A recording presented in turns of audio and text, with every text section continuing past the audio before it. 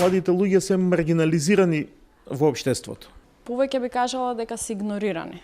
Дека ризикувавме со таков потек, со такво дрско игнорирање, да генерираме уште една генерација која ќе вели брат ништо не можеш. Како категорија не се доволно ценети, не се доволно чуени.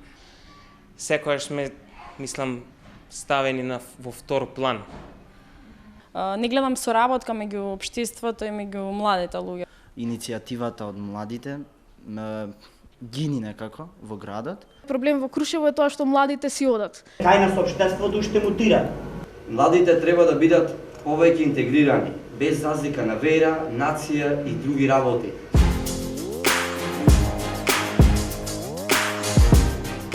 Граѓанинот да биде во центарот на вниманието на секоја општествена промена. Младите треба и можат да имат големо влијание во општеството доколку сакат. Кога збориме за младите, една од грешките што сите да правиме, што по автоматизам претпоставуваме дека младите се прогресивни.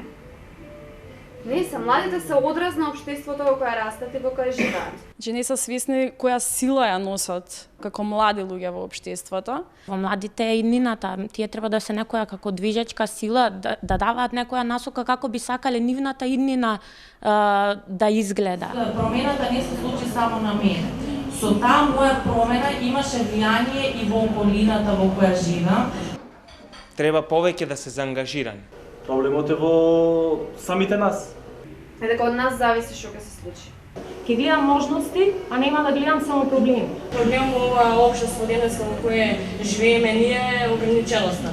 Има многу предрасуди, многу стереотипи, многу подоби. И го прават она што го гледаат од околу, го прифаќаат и само го повторуваат. Значи младите како прво премногу подлежат на манипулации. Мислам дека многу треба да се поработи на вредностите. Кога ти ќе искомуницираш со себе си, ти каде си во однос на општеството? Не да го сваќа општеството како личен интерес, туку општеството да го сваќа и општествената заедница како општество, дека тоа е едно нешто заедничко за сите нас. Тоа е една ситуација каде што треба да работиме заедно за заеднички интерес. Навистина веруваме дека ќе се изградиме во вистинско општество. Треба најпрво да се појде од себе, да се каже што јас правам. Колку младите сакаат да бидат слушнати зависи од самите нив. Имам чувство дека младите во Куманово и не можат доволно, не се запознаени дека можат да се организираат и да направат нешто со што ќе бидат чуени. Тие се изразуваат, пишуваат, видени се, чуени, а дали се сватени, тоа е знак прашање. Инициираат револт, но умен револт. Сметам дека треба да се зацврсти младинското движење со поддршка најпрво на локално, а потоа на национално ниво. Значи, ако младите се организираат во некоја формална или неформална група и ако бидат активни да искажат некој свој став, ќе привлече внимание од доносителите на одлуки. За да покажем мојата дефиниција за млади активизам, ќе само да една страна и тука. Значи, јас ги натерав тези две да станат, а ако тие две ги натерав другите 20 да се до нив да станат, за мене тоа е дефиниција за младински активизам, ова постои. Мислам дека најубав начин да се вклучат младите и да се поттикнат да бидат активни е да се почне преку наједноставните работи. Тоа е дебатен клуб, можеби уметнички арт клуб, кој, затоа што моќта на зборот и на уметноста, мислам дека е многу клучна кога се работи за пренесување на идеите што ги имаат младите. Уметноста за мене е начин на размислување, начин на живење, начин на делување, на комуникација.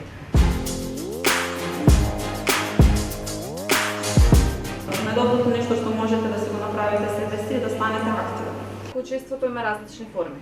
И дека сосема прифатливи се сите форми. Од креативата што траеше на улица, од гушкањето на ГТЦ до буката на пат на кој што се славеше 2 години роден ден. Тука влегуваат и студентската окупација на УКИМ. Доколку тие би биле она машинерија која би била водечка сила за промени, би било секој различно. Младите не треба да бидат бунтовни, треба да бидат критични. Не се доволно информирани во врска со нивните права и како на кој начин тие би можеле да влијаат врз заедницата и немам каде јавно да ги искажам моите идеи за реализирање на било каква активност. Своите мислења да ги искажуваат на одење на кафе. Не знам ни кај да се обратам да прашам кој и како да седеме сите заедно да ги решиме тие проблеми. Жал ми е што ќе го кажам ова, меѓутоа младите од рурални средини, поголемиот дел од нив дури не знаат што значи да бидеш вклучен во процеси на донесување одлуки.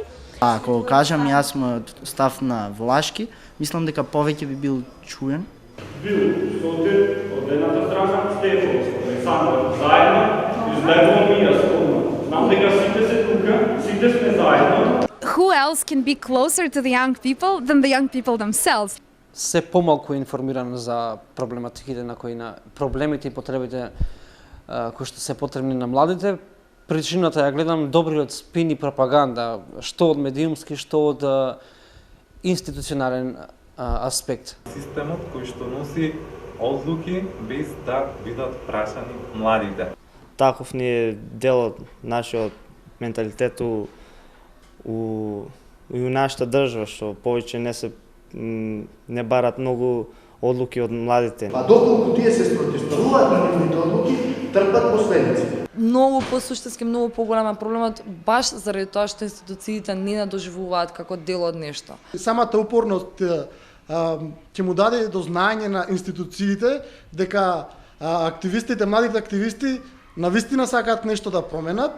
Најпрво да започнат постапката институционална, а потоа ако е некој големо прашање и да кажам и од улиците да се борат за своите права. Каде што ќе фигурира поголема маса на млади активисти, секако дека самите надлежни лица посериозен пристап ќе му дадат посериозен пристап ќе видат кон таа млада група. Пред се треба да има повеќе граѓански активизам наместо партиски активизам. Единствено функционира преку политичките партии, во рамките на политичките партии. 99% во Советот се партиски активисти. Тоа што постојано се замараме со партија е криза на нашето македонско општество. Ни е наметната филозофија дека политиката е ексклузива на партиите. Бегајќи од партиското, а не соочувајќи се со политичкото. Има некоја тенденција кај нас да го поистовитуваме политичкото и партиското. Идеологијата е дел од секој живопитие. Партиското секако е политичко, но политичкото не е нужно партиско. Како и да сум обоена, значи решавам денес да бидам шарена, гласно да говорам и да го кажам мојот личен став. Колкаво е влијанието на професорите или на луѓето во образованието врз младите во насока на градење на нивната критичка свест? Учењето за младинска партиципација почнува во основните училишта. Малку се едуцира малите деца, затоа што тоа треба уште во раното детство да се обрне внимание, да се едуцираат децата за онаа индивидуална одговорност. Родителите се единствен проблем кај нас во општество. Ти гледај да си заврши за тебе работа, за другите не се секире. Проблемот сметам дека е во професорите. Учи, ќе завршиш, ќе ти најме работа. Ќе гласаш и толку. Па јас само гласам и тоа е тоа, ништо посебно не сум направила, не сум пробала. Дека големо влијание вршат родителите, веќе тие некогаш вршат притисок на младината и тоа е причина поради страх, младината не се вклучува во одредени организации. Имаме семејството кое што ја встапува свесно. Колку се родителите информирани и колку ги пратат случувањата актуелни и општествени, па за да можат правилно да го насочат детето.